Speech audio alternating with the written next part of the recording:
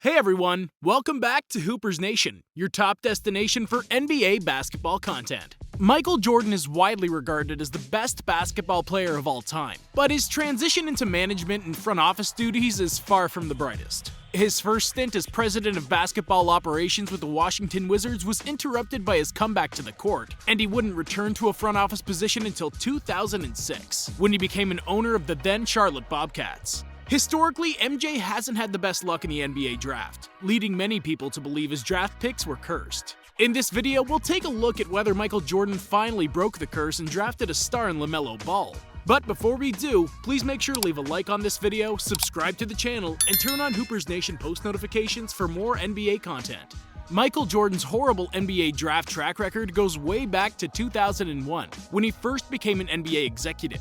His first move as the president of basketball operations of the Washington Wizards was to draft Kwame Brown with the first overall pick in that year's draft. Brown was a 7-foot center who was coming straight out of high school and had the potential to be great, but instead he became the biggest bust in NBA history and one of the biggest blemishes in MJ's executive career. Brown never lived up to his potential, and the Wizards were so bad that Jordan took matters into his own hands and attempted to turn Washington's bad fortunes around by making a comeback to NBA basketball. In his first season, MJ led the team in scoring, assists, and steals, but was limited to only 60 games due to injury. In his second year in Washington, and his last season of his playing career, Jordan received multiple honors and celebrations. The Wizards sold out every single game and did well ratings-wise, but Jordan was often unsatisfied by his teammates' efforts, even going as far as publicly calling out Kwame Brown, his own hand-picked franchise cornerstone, for a lack of focus and intensity. That's when MJ knew he had messed up by drafting him.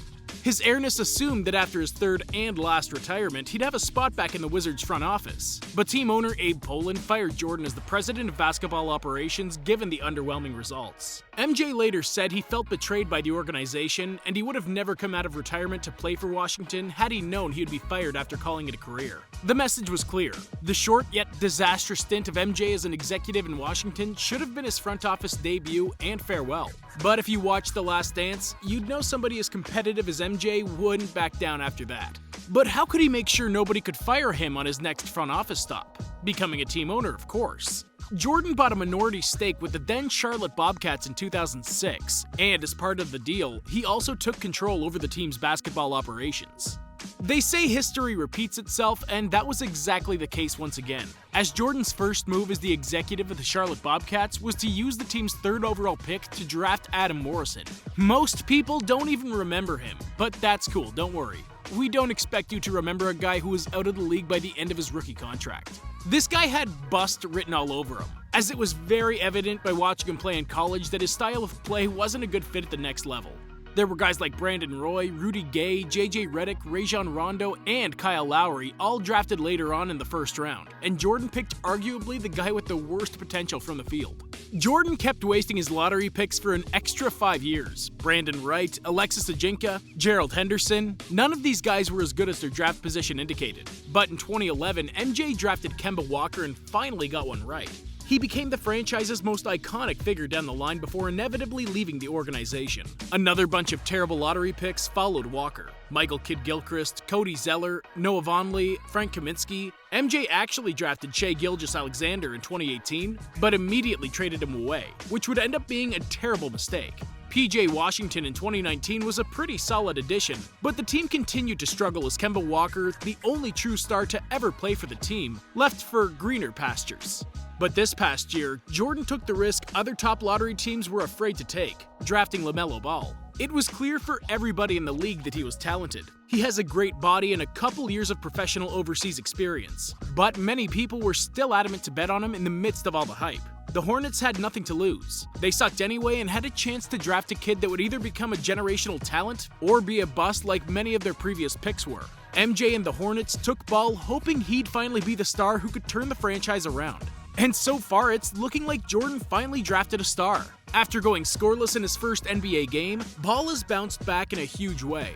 Since that nightmare debut, LaMelo is averaging 12.7 points, 7.2 rebounds, and 6.4 assists with 2.1 turnovers per game and in less than 26 minutes a night. Ball is leading all rookies in points, assists, rebounds, and steals despite only playing the 5th most minutes among rookies.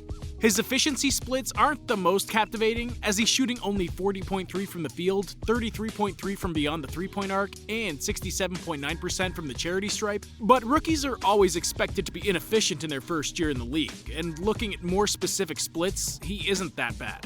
Melo is shooting 42% on threes above the break, while only going 3 for 15 from the corners. This is the opposite of what we commonly see, as most players tend to be more accurate from corners, where the three-point line is slightly closer and players often get a ton of open looks easier. He's also making 36.1% of his catch-and-shoot threes and a surprisingly good 37% of his pull-up threes on decent volume.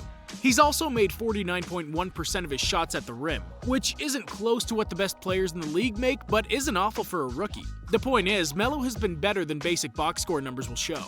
You know this is true if you've watched the Hornets this season. Charlotte is 3.4 points per 100 possessions better when LaMelo is on the court compared to when he isn't. And a lot of that has to do with his elite court vision that allows him to find teammates on the perfect spots. Ball has a 38.9 assist percentage, which means he's assisted in almost 40% of all the Hornets' baskets while he's on the court. That just shows you how good he'd be on a heavier workload later on, as he's averaging almost 9 assists per 36 minutes. He's a 19-year-old dishing jaw-dropping dimes in the faces of NBA veterans like it's nothing. Full court passes, alley-oops, pinpoint skip passes, this guy can do it all. Plus, he has a friendly 2.9 assist-to-turnover ratio, which again is amazing for a rookie. The lineup featuring Ball alongside Terry Rozier, Gordon Hayward, Miles Bridges, and PJ Washington has a ridiculously good 129.3 net rating, meaning they scored about 1.3 points per possession. They've only played together for 58 possessions, so the small sample size is definitely something that impacts the data, but Hornets head coach James Borrego should really be looking to give this unit more minutes together, because it puts the team's youth on display alongside an established veteran scorer like Hayward. You're essentially surrounding LaMelo with 4 shooters, and the unit also benefits from the fact Rozier and Hayward can act as secondary and tertiary creators if the ball is out of LaMelo's hands. He's yet to start a single game, but this guy still looks like a huge star for the future. The potential is amazing and undeniable, and perhaps a lighter workload is what's allowed Melo to be this good early on, as the weight on his back would be much harder to handle if he was given a full 34-minute per game starter role. The Hornets are putting him in great spots to succeed, and the team is looking and performing much better than many people imagined they would. It's such an uncharacteristic outlook, considering Michael Jordan has been considered one of the worst and most frugal owners in the league ever since he became the majoritarian owner of the franchise in 2010. And as we've said, if he's looking good right now, everybody better watch out in 4 to 6 years. An area in which he's always been tagged as lazy and bad is on the defensive end.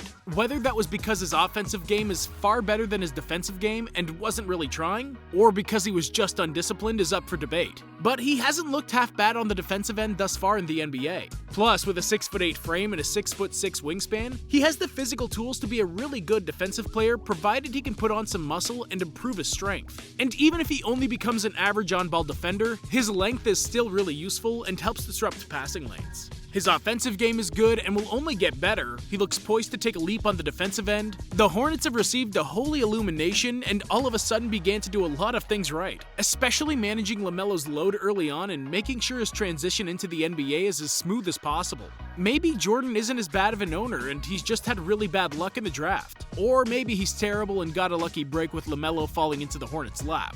But whatever the case may be, Charlotte can proudly say that MJ has finally drafted a true star. Will LaMelo Ball turn the Hornets into a winning organization? Can MJ give Ball enough help to make his team a contender? Make sure to comment your thoughts down below, as well as leaving a like on the video and subscribing to the channel. Thank you for watching, and I'll see you in the next one.